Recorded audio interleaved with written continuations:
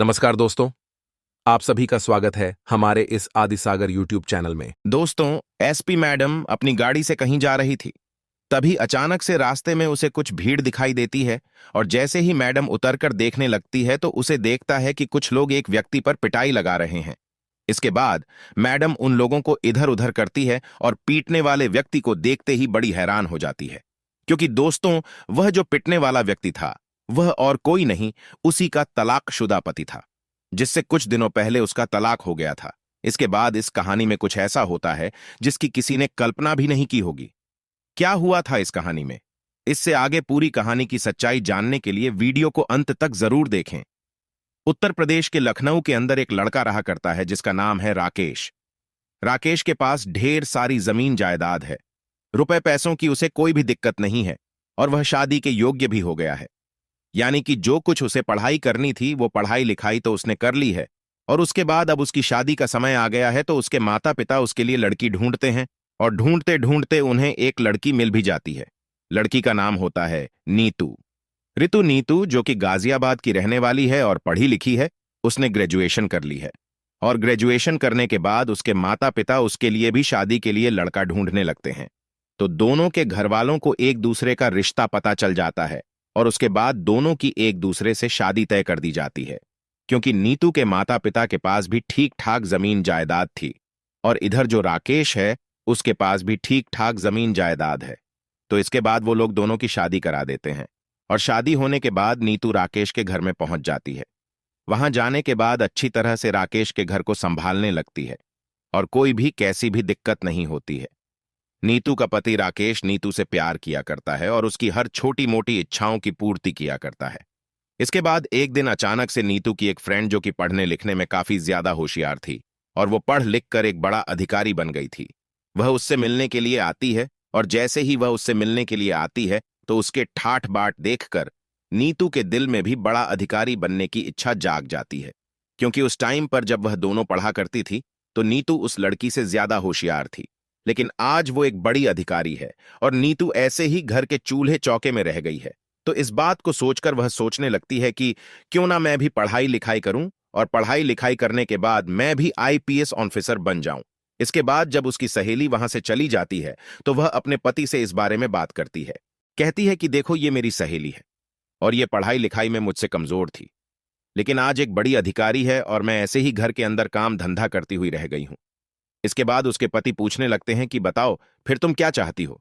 तो वो कहती है कि मैं भी एक बड़ा अधिकारी बनना चाहती हूं। जो कुछ ये कर सकती है वो मैं भी कर सकती हूं। अब इस बात को सुनने के बाद जो राकेश होता है वो उससे कहने लगता है कि ये तो बड़ी अच्छी बात है, लेकिन उसके लिए मुझे माता पिता से आज्ञा लेनी होगी, क्योंकि रुपया पैसा तो हमारे पास काफी है, लेकिन एक पद की कमी थी। अगर तुम बड़ा अधिकारी बन जाती हो तो उस कमी की भी पूर्ति हो जाएगी। ऐसा कहकर राकेश नीतू की बात मानने के लिए तैयार हो जाता है और नीतू भी इस बात को सुनकर बड़ी खुश हो जाती है, क्योंकि उसकी सास उसे बधाई प्यार किया करती थी और वह सोचती है कि सास तो मना करेगी नहीं और ना ही ससुर जी माना करेंगे।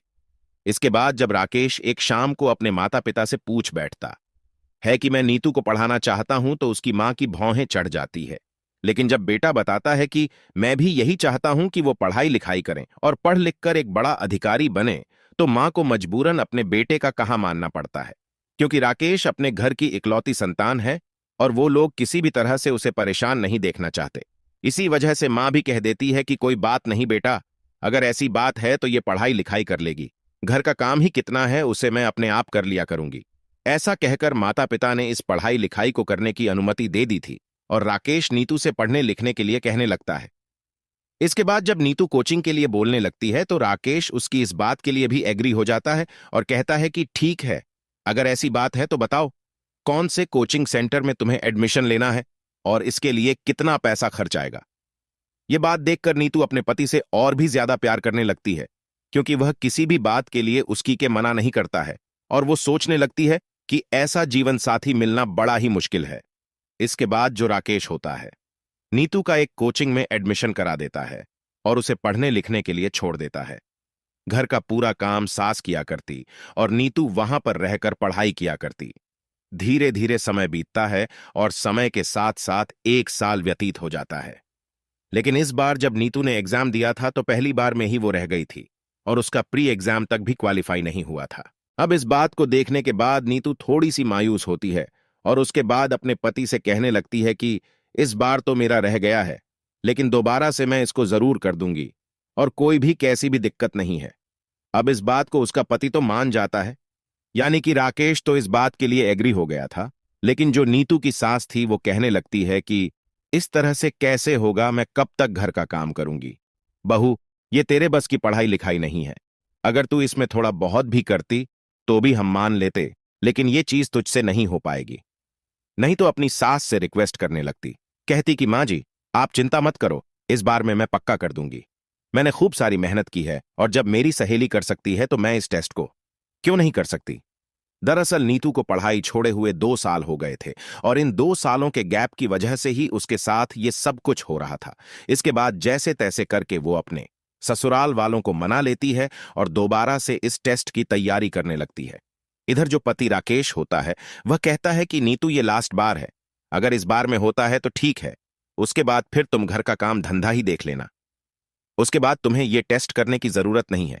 नीतू इन सभी बातों के लिए हामी भर लेती है और धीरे धीरे एक और साल बीत जाता है। अब जैसे ही दूसरे अटेम्प्ट के प्री एग्जाम का रिजल्ट आता है तो नीतू को पता चलता है कि उसने प्री एग्जाम क्वालिफाई कर लिया है और उसके बाद अब उसे मेन की तैयारी करनी थी। इसके बाद नीतू मेन की तैयारी करने लगती है और उसके पति उसे और भी ज्यादा अप्रिशिएट करने लगते हैं। कहते हैं कि शाबाश नीतू, मेरे हिसाब से तू उसे जरूर कर लेगी और ये दूसरा एग्जाम भी तू आराम से क्वालिफाई कर लेगी।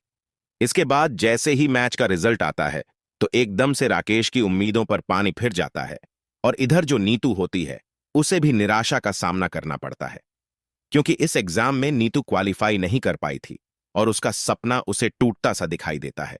लेकिन नीतू ने जो मेहनत की थी उस मेहनत को देखकर नीतू सोचती है कि अगर एक बार और मैं इसको करूंगी तो इसको जरूर से क्वालिफाई कर लूंगी और इस बारे में वो अपने पति से बात करने लगती है। लेकिन इस बार उसका पति उसे साफ साफ मना कर देता है और कहता है कि नहीं नहीं, तू ऐसा नहीं होगा, घर वाले भी खिलाफ है, उनके खिलाफ जाकर मैंने एक मौका तुझे दे दिया है, लेकिन इसके बाद मैं अब तुम्हें मौका नहीं दे सकता। इस बात को सुनने के बाद नीतू को यह बात बुरी लगती है और कहने लगती है कि नहीं राकेश, मैंने बहुत ज्यादा मेहनत की है और मैं तो इसे एक बार करके रहूंगी। अब जब राकेश की बात नीतू नहीं मानती है तो उसके बाद राकेश को गुस्सा आता है और वह चिल्लाकर नीतू से कहने लगता है कि अब मैंने तुमसे कह दिया ना, इसे बंद कर दो तो तुम्हें बंद ही कर देना चाहिए। लेकिन अब तक नीतू के ऊपर इस बात का जुनून सवार हो गया था कि वह कैसे भी करके इस टेस्ट को क्लियर करेगी और एक बड़ा अधिकारी बनेगी, तो इसी वजह से वह अपने पति से उल्टा सीधा बात करने लगती है और कहती है कि मैं तो इस टेस्ट को कर रहूंगी, तुम चाहे जो भी कर लो। अब जब राकेश की मां इस बात को सुनती है कि बेटे की बहू उसे उल्टी जबान लगा रही है तो वह एकदम से वहां पर आ जाती है और अपने बेटे से कहने लगती है कि बेटा, बस इसी तरह से रहना है, क्या इस तरह से तुझसे जबान लड़ाएगी तो फिर तू क्या कर लेगा। अब यह बात सुनकर जो राकेश होता है वह अपनी पत्नी को धमकाने लगता है, लेकिन उसकी जो पत्नी होती है वह फिर से उसे जबान लड़ाने लगती है। अब यह सब कुछ देखकर राकेश और नीतू के बीच में परिस्थितियों ऐसी पैदा हो जाती है कि जो राकेश होता है वह नीतू पर हाथ उठा देता है। अब जैसे ही राकेश ने नीतू पर हाथ उठाया था तो उसे इस बात का बड़ा ही बुरा लगता है और वह सीधा अपने पिता के पास फोन कर देती है और रूठ कर मायके चली जाती है। अब राकेश के यहां से नीतू रूठ कर चली गई थी और वहीं पर जाकर बैठ जाती है। उसका पिता उसे समझाने की कोशिश करता है कि बेटी, ऐसे झगड़े हर घर में हो जाया करते हैं, लेकिन इसका मतलब यह नहीं होता कि तुम रूठ कर यहां पर आ जाओ और अपने घर पर वापस जाओ ही नहीं। लेकिन नीतू अपने पिता से कह देती है कि नहीं पिताजी, ऐसा नहीं है, दरअसल मैं इस पढ़ाई को करना चाहती हूं, अगर वो मुझे इस पढ़ाई को नहीं करवाएंगे तो मैं उसे घर में बिल्कुल से भी नहीं जाऊंगी। इस बात को सुनकर उसके पिता कहने लगते हैं कि बेटी, अगर दामाद जी मना कर रहे हैं तो इस पढ़ाई को करने की क्या जरूरत है, वैसे भी उनके पास ढेर सारी जमीन जायदाद है तो रुपए पैसों की तो कोई दिक्कत ही नहीं होने वाली। तो वह अपने पिता से कहने लगती है कि पिताजी, रुपये पैसों की दिक्कत नहीं है, लेकिन दिक्कत है तो केवल रुतबे की। मेरी सहेली ने यह काम किया है और वह मुझसे पढ़ने में थोड़ी कमजोर थी, लेकिन फिर भी वो एक बड़ी अधिकारी है, तो मैं भी बड़ा अधिकारी बनना चाहती हूं, क्योंकि बड़े अधिकारी को गाड़ी भी मिला करती है, साथ में सिक्योरिटी भी मिला करती है, और जब बड़ा अधिकारी चलता है तो अलग तरह की फीलिंग आती है। ऐसा कहकर वह अपने पिता से इस पढ़ाई को करने के लिए कहने लगती है। तो जो नीतू का पिता होता है वह राकेश के पास फोन मिलाता है और कहता है कि बेटा, अगर बेटी की जिद है तो एक बार इसे चांस देकर और देख लो। ये कह रही है कि एक बार में क्वालिफाई कर लूंगी और ये इसकी जिद ही समझ लो। लेकिन जो राकेश होता है वह अपनी पत्नी से नाराज था क्योंकि उसने अपनी पत्नी को सब कुछ देने की कोशिश की थी, लेकिन उसकी पत्नी एक छोटी सी चीज उसके लिए नहीं छोड़ सकती थी। यह बात राकेश को बुरी लग गई थी तो वह कहने लगता है कि ऐसा कुछ भी नहीं होगा। अगर इसे यहां पर आना है तो पढ़ाई लिखाई से बिल्कुल अलग होना पड़ेगा और उसके बाद ही मैं इसे अपने घर में रखूंगा, वरना अगर इसकी जिद है तो यह वहीं पर रह लेगी और मैं इसे तलाक भी दे दूंगा। इसके बाद जो नीतू होती है अपने पिता के पास में ही खड़ी हुई थी और वह एकदम से फोन पर बोलने लगती है कि अगर ऐसी बात है तो मैं भी तुम्हारे पास बिल्कुल नहीं आना चाहती। बेशक से मुझे तलाक दे दो, यह भी चलेगा। अब यह बात सुनकर राकेश नाराज हो जाता है और फौरन से जाकर तलाक के लिए कोर्ट में अर्जी दायर कर देता है। इसके बाद कुछ दिनों तक कोर्ट केस चलता है और कोर्ट केस चलने के बाद दोनों का तलाक हो जाता है। गुस्से गुस्से में दोनों का तलाक हो गया था और तलाक होने के बाद दोनों अपने अपने घर रहने लगते हैं। अब इसके बाद जो नीतू होती है वह बड़े अधिकारी बनने के लिए यूपीएससी की तैयारी करने लगती है और उसमें दिन रात एक करके मेहनत करने लगती है। उसका पिता सोचता है कि अगर बेटी का सपना है तो एक बार इसे कोशिश कर लेने देते हैं। वैसे भी इसका तलाक हो गया है तो कोई बड़ी बात नहीं है। इस बात को सोचकर उसका पिता अच्छी से अच्छी कोचिंग में उसका एडमिशन कराता है और वहां से वह पढ़ाई लिखाई करने लगती है। धीरे धीरे समय बीतता और समय के साथ साथ इस बार नीतू का यूपीएससी का टेस्ट क्लियर हो जाता है। उसको एक आईपीएस ऑफिसर का कैडर मिलता है और इस बात को देखकर वह बड़ी खुश होती है क्योंकि उसका सपना पूरा हो गया था, जिस सपने को वह काफी दिनों से जीना चाहती थी। पिता को यह बात पता चलती है तो वह भी इस बात की बड़ी खुशी मनाते हैं और सोचते हैं कि चलो कोई बात नहीं, बेटी का तलाक तो भले ही हो गया है लेकिन फिलहाल अब उसकी जिंदगी सेट हो गई है। ऐसा सोचकर पिता अपने आप को संतुष्ट करता है और इसके बाद जो बेटी होती है वह ट्रेनिंग करने के लिए चली जाती है। ट्रेनिंग करने के बाद जब उसकी पोस्टिंग होती है तो उसे लखनऊ की पोस्टिंग मिलती है और वहां पर जाकर वह कार्यभार को संभालने लगती है। जैसे ही वह इस कुर्सी पर बैठती है जिसके लिए उसके पति ने और उसने काफी सारे सपने देखे थे, एकदम से उसकी आंखों से आंसू छलकने लगते हैं और अपने पति की वो सारी बातें याद आ जाती हैं जब वो अकेले में उससे कहा करता था कि जब तुम बड़ी अधिकारी बन जाओगी तो देख लेना, चारों तरफ लोग मेरी वाहवाही करने लगेंगे और सभी लोग मुझसे डरा करेंगे। इस बात को कहते हुए कभी वो दोनों एक दूसरे से टटोल किया करते थे, लेकिन आज जब यह कामयाबी उसके पास है तो आज उसके पति इसमें साथ नहीं है और यह बात सोचकर उसकी आंखें नम हो जाती हैं। लेकिन फिर वो सोचने लगती है कि जो कुछ हो गया है अब उसको बार बार सोचने से क्या फायदा। ये तो एक ऐसी चीज है जिसमें ना तो मेरी चल सकती और ना ही मेरे पति की चल सकती। ऐसा सोचकर जो नीतू होती है वहीं पर अपना मेहनत और ईमानदारी से काम करने लगती है और धीरे धीरे समय बीतने लगता है। अभी उसको ज्वाइन करे हुए लगभग 2 से 3 महीने हुए थे और 2-3 महीने बाद एक दिन जब वह अपने ऑफिस से अपने निवास स्थान के लिए जा रही थी, तभी अचानक से रास्ते में एक सरकारी हॉस्पिटल पड़ता है। तो सरकारी हॉस्पिटल के बाहर कुछ लोगों की भीड़ एक व्यक्ति पर पिटाई लगा रही थी। एसपी साहिबा के कहने पर वो पूरी की पूरी भीड़ इधर उधर हो गई थी, लेकिन वो घायल व्यक्ति वहीं पर पड़ा हुआ था। अब जैसे ही एसपी साहिबा की नजर उस घायल व्यक्ति पर पड़ती है तो एकदम से भौंचक्की रह जाती है, क्योंकि घायल व्यक्ति और कोई नहीं वही राकेश था जिससे उसका काफी दिनों पहले तलाक हो चुका है और आज यहां पर इस तरह की हालत में। इसके बाद नीतू के दिमाग में चलने लगता है कि यह इस तरह से कैसे है और वो सोचने लगती है कि कहीं ऐसा तो नहीं ये शराब वगैरह पीने लगे हो और इसी वजह से इनकी ऐसी हालत हो। तो इसके बाद में उसके पास जाती है और उससे बात करने की कोशिश करती है, लेकिन ज्यादा पिटाई की वजह से वो बेहोश हो गया था और नीतू उसे उठाकर वहीं के सरकारी हॉस्पिटल में भर्ती करा देती है।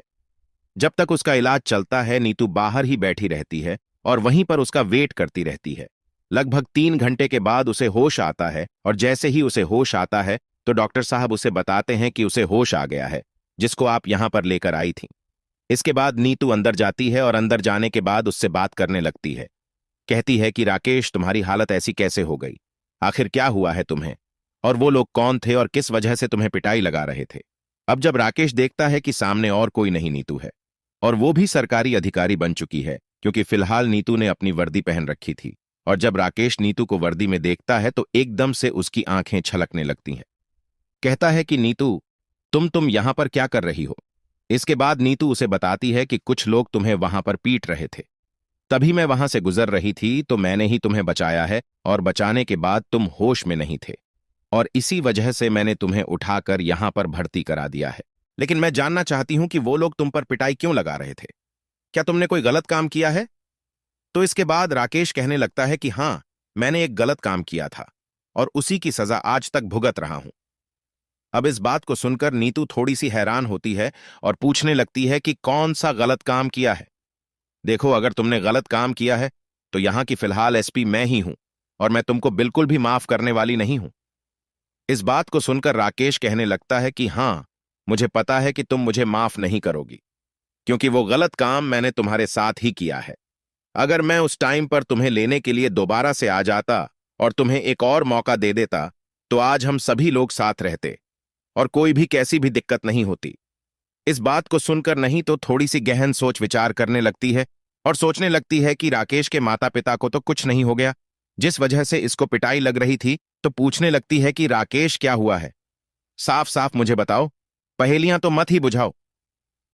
अब इस बात को सुनकर राकेश उसे बताने लगता है कि नीतू, जब तुम चली गई थी तो उसके बाद माता पिता की मर्जी से मैंने एक और लड़की से शादी कर ली, लेकिन उस लड़की ने मेरी जायदाद देखकर मुझसे शादी की थी और उसके परिवार वाले मुझसे पैसा ऐंठना चाहते थे। अब जैसे ही पहली बार उसे बच्चा होने वाला था तो बच्चा होने के दौरान अचानक से उसकी मौत हो जाती है। लेकिन यह बात जैसे ही मेरे सास ससुर को पता चलती है तो वो लोग इस बात पर बहुत जोर से भड़क जाते हैं और उल्टा मुझ पर इस बात का ब्लेम डालने लगते हैं कि तुमने अपनी पत्नी की अच्छे से देखभाल नहीं की, इसी वजह से इसकी मौत हो गई है और इसके जिम्मेवार तुम हो। वो कैसे भी करके मुझसे पैसा उठाना चाहते थे और इसी वजह से उन लोगों ने यह कहानी गढ़ी थी। अब इसके बाद जब मैं उनसे विरोध करने लगता हूं तो वो लोग कुछ लोगों को अपने साथ लेकर आए थे और वही लोग यहां पर मिलकर मुझ पर पिटाई लगा रहे थे। अब यह बात सुनकर नीतू के समझ में आ जाता है कि किस वजह से राकेश को पिटाई लग रही थी, क्योंकि नीतू अभी तक कुछ दिनों यहां पर काम कर चुकी थी और काम करने के बाद ये सारी बातें उसको समझ में आने लगी थीं। क्योंकि अक्सर ऐसा हुआ करता है कि पैसे ऐंठने की वजह से झूठे मुकदमे भी लोगों पर दर्ज करवा दिए जाए करते हैं, ताकि उनसे पैसे लिए जाए और पैसे लेने के बाद अपने जीवन को व्यतीत किया जाए। इसके बाद राकेश नीतू की तरफ गौर से देखता है और गौर से देखने के बाद नीतू से कहने लगता है कि नीतू, क्या तुमने दूसरी शादी कर ली? तो नीतू कहती है कि नहीं राकेश, मैंने दूसरी शादी नहीं की है। दरअसल अभी कुछ दिनों पहले मेरी पोस्टिंग यहां पर हुई है और अभी तक दूसरी शादी के बारे में सोचा नहीं है। तो राकेश इस बात को देखकर कुछ सोचता है और कुछ कहना चाहता है, लेकिन फिलहाल वह उससे कुछ कह नहीं पाता है और कहता है कि ठीक है नीतू, अब मैं ठीक हूं, अब तुम बेशक से यहां से चली जाओ, अब तुम्हारा यहां पर कोई भी काम नहीं है। इसके बाद नीतू वहां से जाने लगती है और जाते जाते कई बार वह मुड़ मुड़कर राकेश की तरफ देखती है, नहीं तो वहां से चली गई थी। और राकेश मन के अंदर बहुत गहन सोच विचार करता है इस बारे में कि नीतू बड़ी अच्छी लड़की थी, क्योंकि जब उन दोनों का तलाक हुआ था तो तलाक के एवज में कुछ रकम कोर्ट ने तय की थी, लेकिन नीतू ने उसे लेने से मना कर दिया था और कहा था कि मुझे रुपए पैसों की कोई भी दिक्कत नहीं है, मैं अपनी मर्जी से तलाक ले रही हूं, तो ये मुझे पैसा क्यों देंगे? ऐसा कहकर उसने रकम लेने से मना कर दिया था। और इसके बाद जब उसकी दूसरी शादी हुई है तो उसकी पत्नी के घरवाले उसे खामखा पिटाई लगा रहे हैं और सोच रहे हैं कि किसी भी तरह से इससे पैसे ऐंठे जाएं। अब इसके बाद वही होता है जो राकेश को डर था। राकेश के ससुराल वालों ने उस पर केस कर दिया था और कहा था कि 18 लाख दो और बाद हम राजीनामा करेंगे। राकेश के पास रुपए पैसों की तो कोई भी कमी नहीं थी, लेकिन उसके पैसे कहीं पर अटके हुए थे और वह 6 महीने बाद आने वाले थे। तो वह अपने ससुराल वालों से बात करता है कि ऐसा करना, 6 महीने बाद मैं आपको पैसे दे दूंगा, लेकिन उससे पहले आप इस केस के चक्कर को बंद कर दो और कोई भी कैसी भी दिक्कत नहीं है। वह लोग मना कर देते हैं तो राकेश अपनी तलाकशुदा पत्नी नीतू के पास जाने का फैसला करता है और वहां पर जाकर उससे बात करने लगता है। अब जब नीतू पूरी तरह से राकेश की समस्या को सुनती है तो वो कहने लगती है कि देखो, लड़की वालों का पक्ष है और उनकी बेटी की जान चली गई है, तो इसमें मैं तुम्हारी कोई भी मदद नहीं कर सकती। वो जैसा कह रहे हैं वो चीज तुम्हें माननी होगी, उन्हें पैसे तो देने ही होंगे। तो राकेश कहता है कि ठीक है, अगर ऐसी बात है पैसे देने होंगे तो तुम उनसे कहकर मुझे 6 महीने की मोहल्लत दे दो और उसके बाद मैं उनके पैसे दे दूंगा। लेकिन उससे पहले केस को बंद कर दें, क्योंकि चारों तरफ इस बात से बदनामी हो रही है।